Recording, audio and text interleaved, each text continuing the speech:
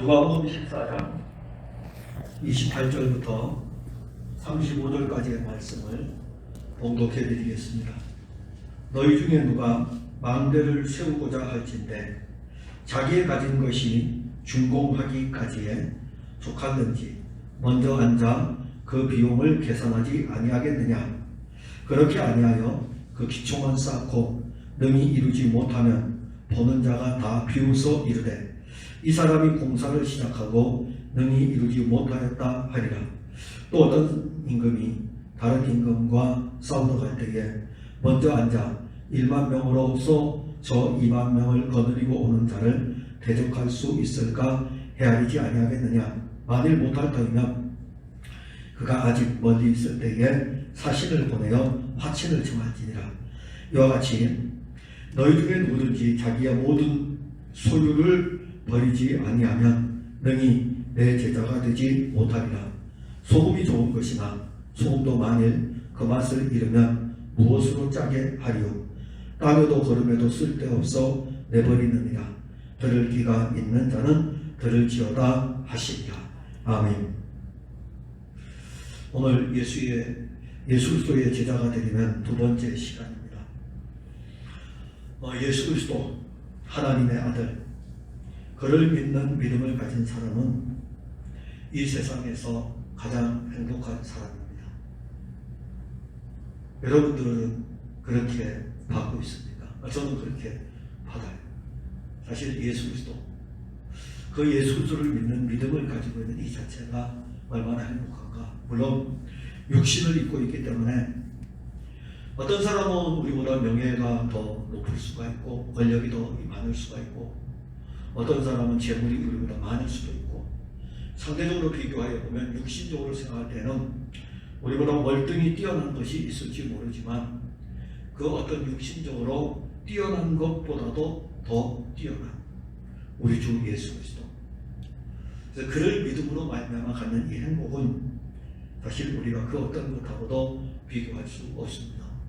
그런데 이러한 신앙은 우리가 그리스도로 풍성할 때에 누려감의 은혜인 것입니다. 제가 아무리 설교를 해도 제가 여러분들에게 가르친다 할지라도 그게 지식으로 되어지는 일이 아니고 여러분들 그렇게 믿어야 됩니다 라고 했을 때에 이게 머리로 믿어가지고 될 일도 아니고 주 예수가 우리에게 최고의 행복이고 최고의 기쁨, 이것이 이제 하나님의 아들 그리스도가 이 땅에 와서 우리에게 많은 일들을 행하면서도 그의 영으로 우리에게 주신, 성령으로 우리에게 주신 놀라운 일입니다.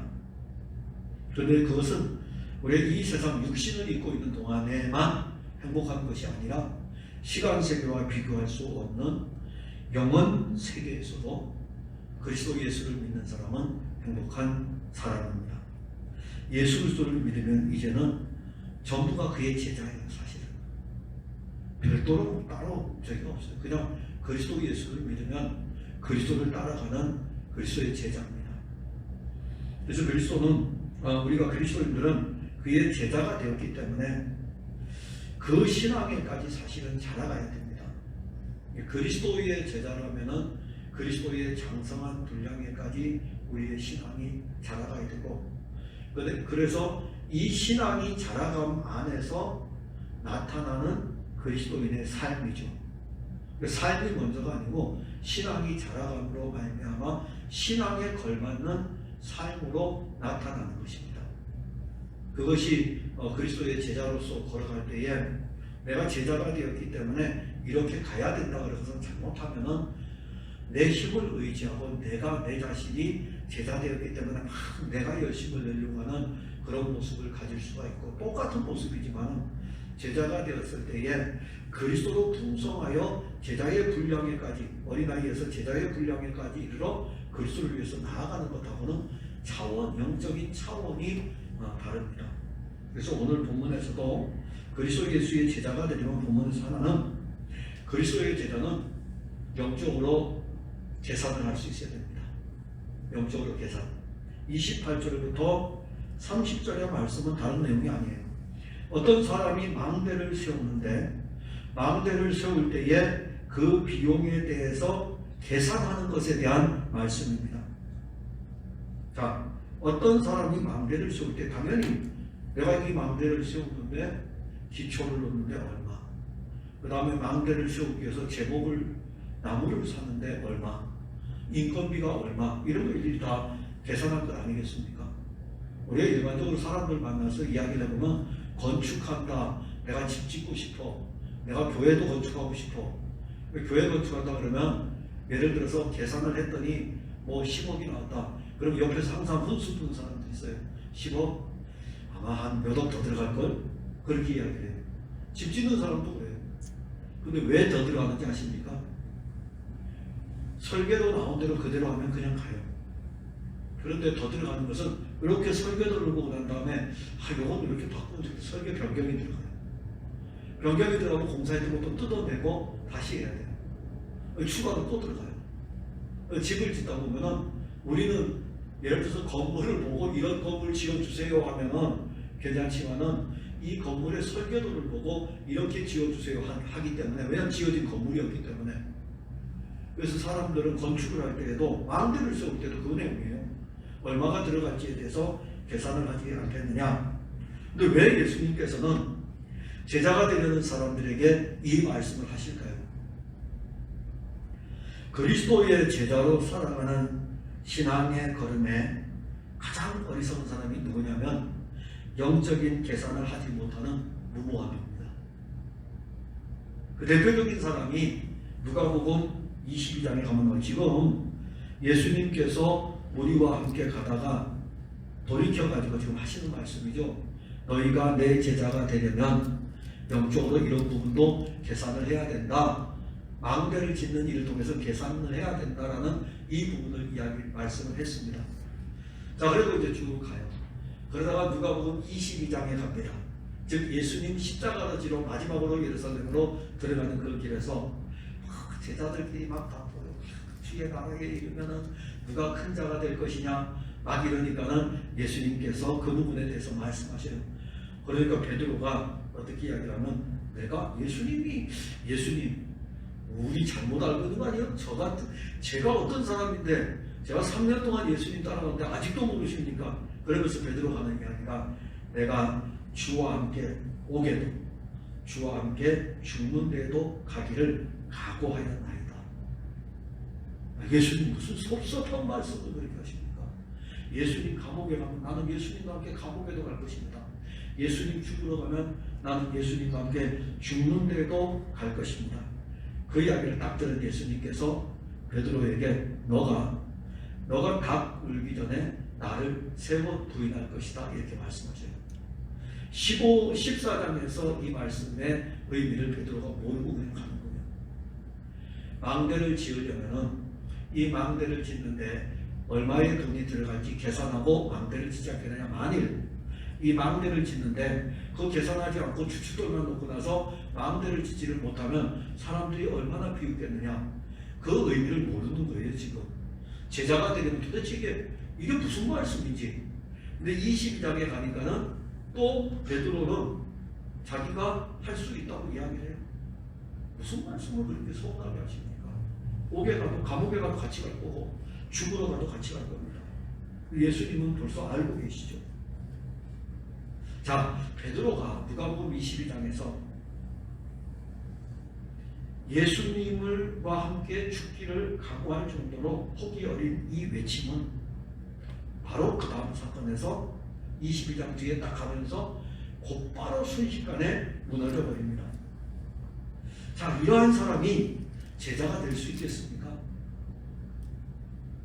그래서 저는 오늘날도 자기의 육신의 상황에 따라서 예수 그리스도를 따라가려는 사람들이 있어요. 어떤 사람들은 너무 무모해요. 지나칠 정도로 무모할 정도로 예수 그리스도를 따라가고 있습니다. 그런데 우리는 그렇게 무모할 정도로 예수 그리스도를 따라갔던 사람들 중에 가다가 그 길을 포기하는 사람들도 우리 주변에서 많이 보았을 것입니다. 그래서 그 사람들이 그런 거예요. 그 사람들이 이런 사람들이에요. 죽숫돌만 쌓고 망대를 못 짓는 사람들. 떠벌리면 좀 주님을 위해서는 이렇게 사는 거야. 교회 생활은 이렇게 하는 거야. 그러면서 더 나아가서 이게 목사님은 그런 것이 없어. 장로님은 그런 것이 없어. 아니 고난의 십자가를 질 수 있어야 되지. 물론 그런 것이 없을 수도 있겠지만은 그러면서 이렇게 지고 가야 돼요. 되는 거야. 그렇게 하다가 한 5년쯤 가다가 갑자기 식어졌어요. 그 집사님 왜 그러신데요? 모르겠어요. 시험? 그래서 우리가 하는 말이 시험이 들었나 봐요.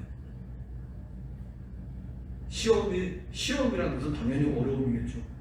그러나 그런 사람들은 영적인 계산을 못해서 그래요. 영적인 계산. 이 계산의 의미를 잘 아셔야 됩니다. 이 사람들의 문제가 무엇입니까? 이 사람들은 자기 일생에 누릴 영적인 자산을 알지를 못하는 거예요. 그들이 가지고 있는 영적인 자산은 어디서 계산하냐면 자기 의에서 계산하는 거예요. 자기 열심에서. 자기가 할 수 있는 것에서 계산하니까는 그걸 가다가 자기하고 계산이 안 맞으면은 그냥 막 틀어지는 거예요. 그러다가 나중에 결국에는 포기를 해버립니다.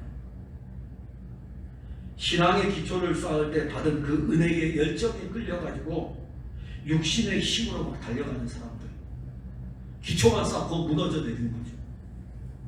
예수님의 제자가 되려면 자기에 대한 영적인 상태를 파악해야 됩니다. 그러나 오늘날 우리의 모습을 보게 되면 영적인 우리의 상황을 파악하기보다는 영적으로 무모하게 우리가 일을 진행할 때가 있습니다. 그러나 그보다 더한 것이 또 뭡니까? 아예 자기 자신이 그리스도인으로 그리스도를 위해서 살아가는 영적인 능력을 누리지 못하는 것입니다. 그리스도의 제자는요, 그리스도의 교회를 세워갈 때 자기 신앙의 주춧돌을 쌓을 때에 그 계산을 어디로부터 해야 되는지 압니까? 예수 그리스도로부터 계산해야 돼요.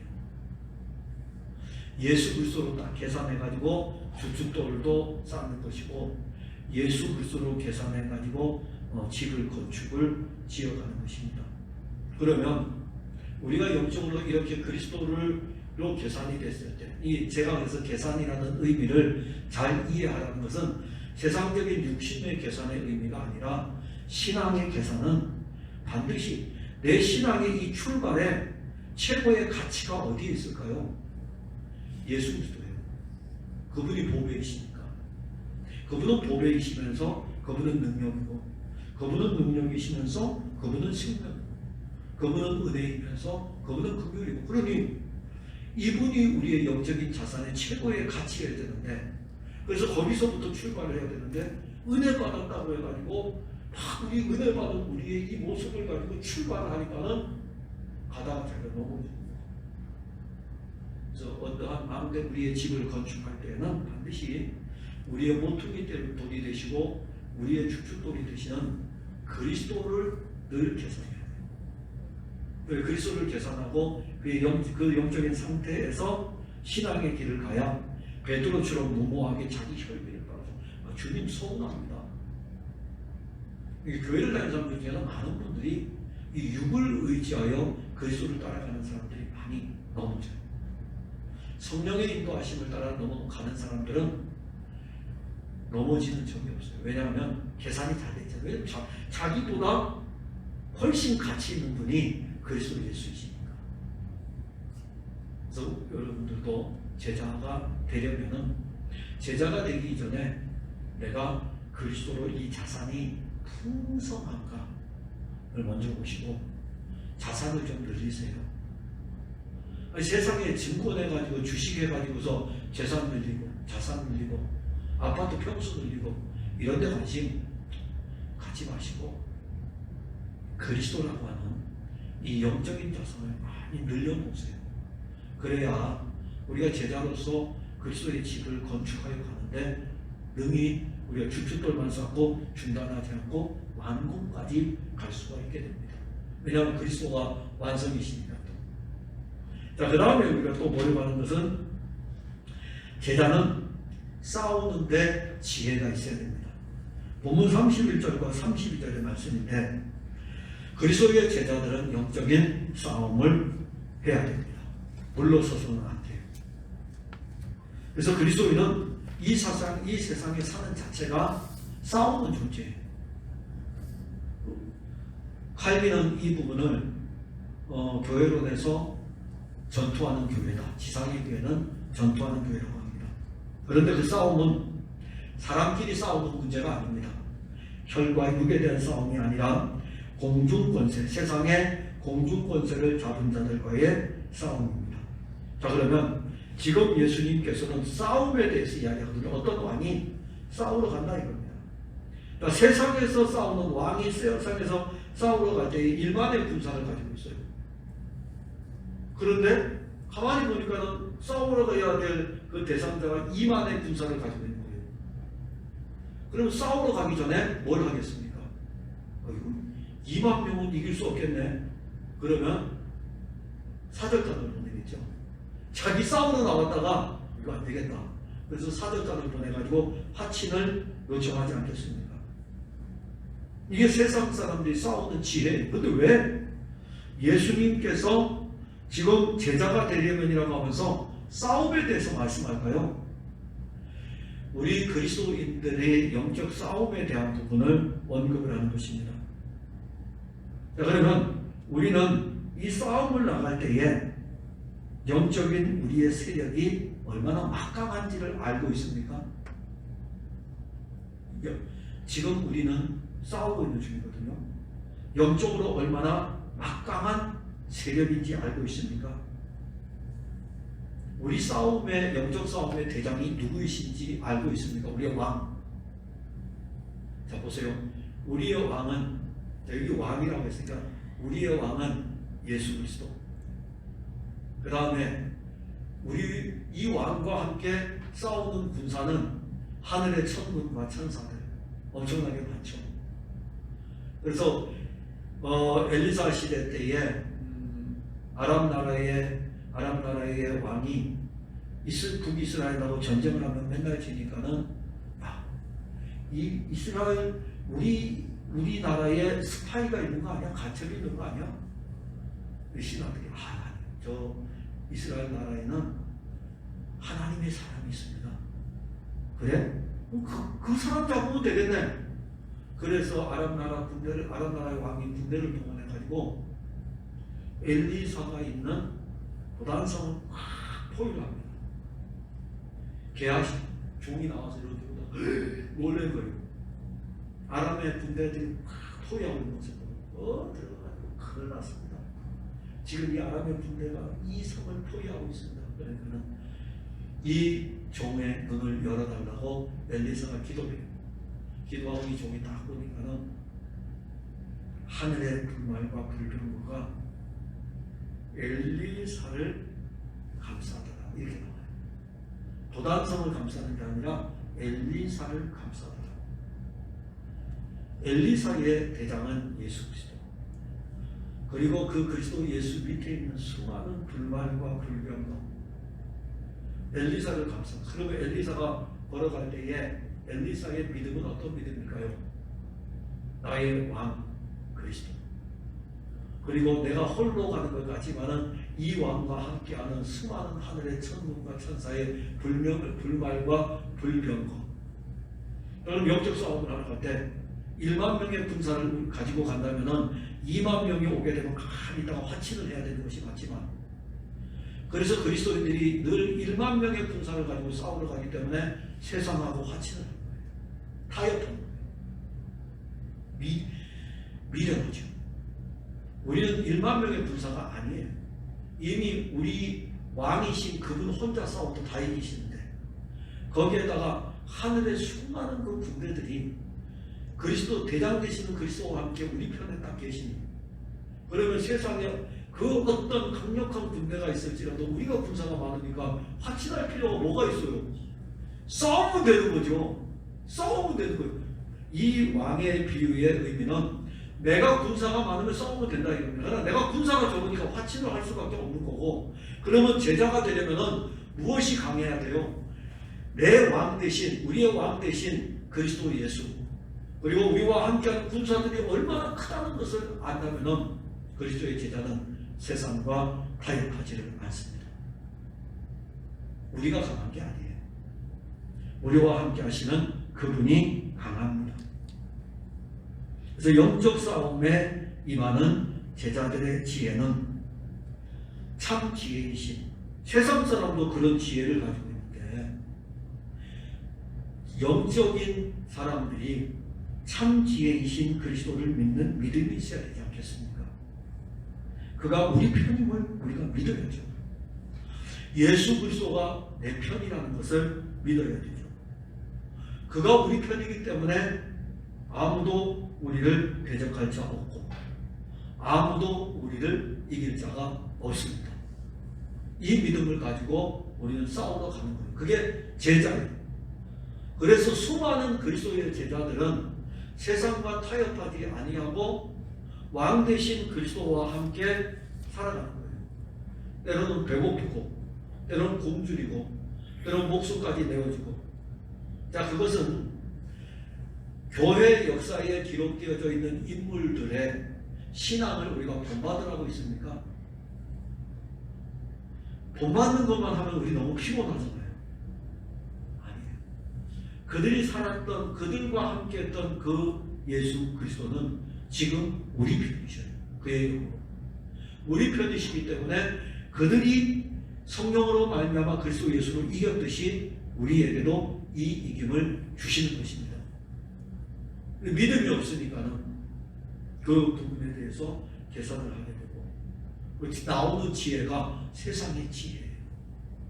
참 지혜이신 그리스도의 지혜가 나온다면 영적 무장이 단단해지는데 그러하지를 못합니다. 그래서 제자는 싸우는 데도 지혜가 있어야 되는데 이 지혜는 그리스도 예수예요. 또 하나는 제자는 오늘 33절에 이와 같이 너희 중에 누구든지 자기의 모든 소유를 버리지 아니하면 능히 내 제자가 되지 못하리라. 제자는 그리스도를 소유해야 됩니다.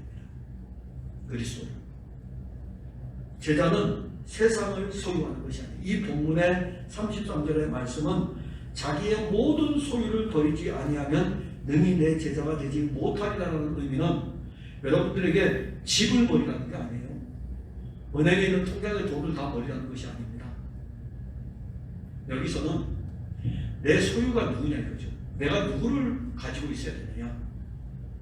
세상의 것들을 가지고 있으면 그리스도의 제자가 될 수가 없다는 것을 역설적으로 우리에게 알려주면서 그것이 버려져야 된다는 의미는 다른 걸로 채워져야 된다는 거죠. 그럼 무엇으로 채워져야 됩니까?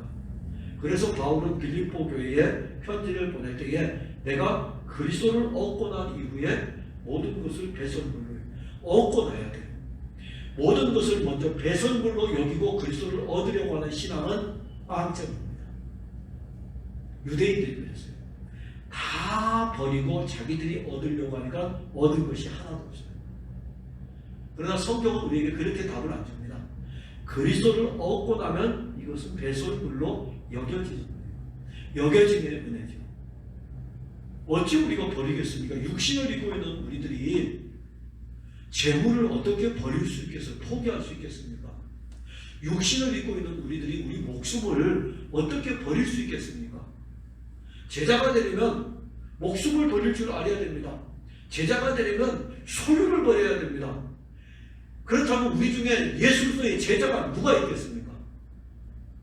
이 의미는 그것이 아니고 소유해야 될 것이다 이겁니다. 그리스도의 제자는 세상을 소유하는 것이 아니라 그리스도를 소유해야 돼요. 그리스도로 채워져야 돼요. 그래야 빌립보서 3장하고 연결이 되면 이해가 쉽죠. 그리스도를 얻고 나니까 내가 종교로 살았던, 유대인으로 살았던, 바리새인으로 살았던, 율법교사로 살았던 이 모든 것들이 배설물로 다 여겨지네. 무엇이 들어오니까? 그리스도가 들어오니까 여겨지는 거죠. 그걸 내가 버렸다가 아니라 버려지는 은혜를 알게 되는 것입니다. 예수를 알기 전에는 세상을 소유하려고 하였다면 그리스도를 알고 난 이후에는 그리스도를 더 소유하고 싶어져요. 어떻게 하면 그리스도를 더 알 수 있을까? 이 안에서, 우리 안에서 그런 영적인 갈망이 일어나게 되죠. 제가 이번 주에 그 설교를, 요한복음 5장을 설교를 해야 되는데, 요한복음 5장 베데스다의 옷인데 쭉 성경을 읽다가 보니까는 예수님께서 그 베데스다의 38년 된 병자에게 내 자리를 들고 일어나 걸어가라 이렇게 말씀하셔요. 그다음에 그 뒤에 가게 되면은 왜 자리를 들고 일어나 걸어가라고 하지? 일어나 걸어가 이렇게 말씀하시면 되는데 자리를 들고 일어나 걸어가지? 그 뒤에 나오는 사건이요, 유대인들이요 안식일 날에 벌어지거든요. 안식일 날에 너 자리를 들고 걸어가는 것이 옳지 않다 이렇게 이야기해요. 다시 말한다면 안식일 날에 예수님께서 이 사람을 고쳐가지고 만일 일어나 걸어갔으면, 그냥 걸어갔으면 논쟁거리가 안 돼요. 그래서 예수님은 지금 이 부분의 문제를 통해 가지고 자신이 생명이라는 것이고 하나님의 아들이라는 것을 전하고 있거든요. 전하고 있기 때문에 자리를 들고 일어나 걸어가라는 이 말씀을 통해 가지고 거기까지 연결시켜가는 거예요. 그래서 유대인들이 왜 안식일날 자리를 들고 가? 안식일에 이 사람 고친 거에 대해서 이제는 관심 없어요. 왜 이 자리를 들고 가는 것은 안식일에 일하는 거죠. 너 왜 안식일에 무거운 거 들고 가? 왜 들고 가? 제가 이제 그걸 보면서 참 오늘 우리들의 신앙의 모습이구나. 하나님의 아들이 와서 복음을 전함에도 불구하고 자리 들고 걸어가는 것 가지고 큰 종교의 신앙생활의 행위를 가지고 맨날 이렇게 얘기하고 있으니 언제 우리가 그리스도를 소유하겠습니까? 예수 그리스도는 수고하고 무거운 짐진 자들아 다 내게로 오라 내가 너희를 쉬게 하리라. 예수님이 안식이신데, 아니 안식이신 그리스도를 누려야 되는데, 안식이신 그리스도를 소유해야 되는데 맨날 교회 와가지고 저 사람 왜 자리를 들고 가는 거야? 그렇게 하고 있으니 그 사람이 어떻게 안식을 누릴 수 있겠어요? 다른 사람 자리 들고 가는 거 신경 써야 되죠. 다른 사람 물 먹는 거 신경 써야 되죠. 아니 그래서 무슨 은혜를 받을 수가 있겠어요? 모르겠어요. 설교는 내일 모레 상간에 이제 준비해서 진행이 되겠지만 성경을 읽다가 거기에 지금 꽂혀가지고 어떻게 진행될지는 저도 모르겠어요. 그리스도를 소유해야 되잖아요. 그리스도를 더 알아가야 되잖아요. 그럼 제자가 되어 가니까. 근데 우리 그걸 소유하는 것보다는 자꾸 다른 것들을 더 소유하고 다른 것들을 소유하면 소유할수록 우리 안에 계신 그리스도는 자꾸 작아져요. 이분 우리 떠나지 않으니까. 우리 안에서 얼마나 작아질까요? 그리스도를 소유하면 자꾸 커지게 되고. 본문에 소유에 대한 부분을 언급하면서 그 다음에 딱 나오는 게 소금을 언급합니다. 자, 이 소금이 좋다 이렇게 말씀해요. 소금이 좋다. 그래서 이 소금은 맛을 내는 겁니다. 오늘 의미로는 맛을 내는 것으로 나오죠. 언약의 의미보다 여기서 맛을 내는 것으로 나오는데, 그러면 소금은 좋다 이 말씀은 언약의 측면에서 본다면 소금 언약은 그리스도죠. 변하지 않는 거. 그러면 맛이 좋다. 그리스도. 여기에서 언급하는 것은 그리스도는 정말 맛이 좋아요. 여러분의 신앙에 그리스도가 간이 되지 않으면 신앙생활만 별로 없어요. 예를 들어서 노래 좋아하는 사람 있어요. 노래 좋아하는 사람은 교회 나오는 맛이 뭘까요? 노래 부르는 거죠. 노래 부르는 거. 박은혜 집사님 피아노 치는 거 좋아하는데 피아노 치는 게 힘드시죠, 그죠? 언제부터 언제까지? 아니 그래도 피아노 치는 집사님 피아노 치는 거 보면 되게 신나고 막 피아노가 이 손가락이 건반이라서 막 춤을 추고 있어. 딱 이렇게 하는 거 보면 춤을 추고 있어. 굉장히 멋있더라고요. 그거 얼마나 멋있어요. 맛을 내고. 저 같은 사람은 성경을 읽으면서 이렇게 그리스도를 이렇게 맛보고 그럴 수 있겠죠. 교회 가서 봉사하는 사람은 봉사하는 그 맛이 있잖아요. 그런데 교회 와서 그런 맛보다 정말 맛보아야 될 것이 있다면 그리스도를 맛보는 거예요. 그리스도. 어느 부분에는. 이게 소금의 역할이에요. 그리스도가 우리의 소금이셔가지고 우리의 신앙에 다 모든 맛을 다 주셔요. 그래서 저의 영적인 간이 딱 맞는 것은 그리스도가 간을 쳐주셔서 그래요. 여러분들에게 간을 쳐주셔요. 근데 이 간이 그리스도가 맛을, 우리의 신앙생활에 소금이 맛을 잃으면 우리 안에 있는 이 그리스도의 생명이 맛을 잃어버리고, 그리스도는 절대로 맛을 안 잃어버립니다. 근데 우리가 이 그리스도인으로서의 맛을 잃어버려요. 왜냐하면 육신을 입고 있기 때문에. 그럴 때에는 밖에 버려져서 밟힐 뿐입니다. 밟힌다는 의미는 그리스도의 모습이 우리에게 없기 때문에 세상이 우리를 밟는 거예요. 지금 교회가 그렇고 그리스도인들이 그러합니다. 물론 그들은, 세상 사람들은 우리를 판단할 때 행위로 판단해요. 그러나 우리는 우리의 행위로 나가기 이전에 그리스도로, 생명으로 나아가야 되는데, 행위로 나가는 것은 한계가 있죠. 언제든지 밟혀요. 진짜 맛이 그리스도로 나아갈 때에 제 맛을 내는 것입니다. 이게 제자예요.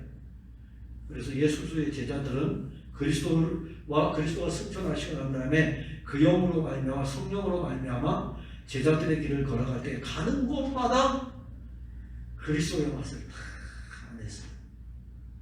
가는 곳마다 그리스도의 맛을 내니까 사람들을 볼 때마다 그리스도인으로 보는 것입니다. 이게 제자죠. 되어지는 은혜.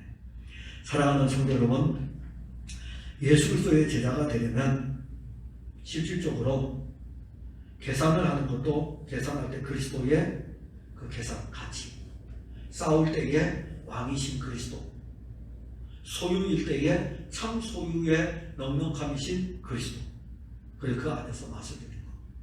결국 제자가 되는 것은 내 편에서의 결단 이전에 내게 넘치는 그리스도의 풍성이 나로 하여금 제자로 가게 하는 은혜라는 것입니다.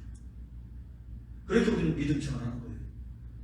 그래서 우리 오늘 수요예배 참석한 모든 분들이 제자가 되는 내 노력이 아니라, 제자가 되는 내 노력은 다 실패했어요. 한국교회 제자가 되는 내 노력은 실패를 했어요. 제자가 되려면 내 스승이신 그리스도로 채워져야 돼요. 다 채워져야 돼요. 그의 사상과 그의 생각과 그의 은혜가 채워지면 그냥 제자로 나아가는 것입니다. 기도하겠습니다. 하나님, 은혜를 감사합니다. 예수 그리스도의 제자, 참 우리에게는 그리스도의 제자가 되려고 하는 열망도 있습니다. 그러나 그리스도의 제자가 되려고 달려온 날들도 있었습니다. 또 뒤돌아보니 지금의 모습을 보면 그때는 그랬는데 지금은 그러하지 못한가. 어디로 돌립니까? 환경으로 돌리고, 사람 탓으로 돌리고, 제도 탓으로 돌리지 않습니까? 사실은 그게 아닌데, 그리스도의 제자로 살아가야 될 우리들에게 정말 부족한 것은 우리가 그리스도로 채우지 못했기 때문입니다. 오늘 우리들이 이 말씀을 듣고 또 영상으로 수요 예배를 또 듣게 될 사랑하는 성도들이 그리스도로 채워지기를 원하며, 또 우리 풍성한 교회를 출입하는 모든 성도들이 그리스도로 채워져 그리스도의 제자로 되어 있음을 저들이 알도록 도와주옵소서. 예수님 이름으로 기도하옵나이다. 아멘.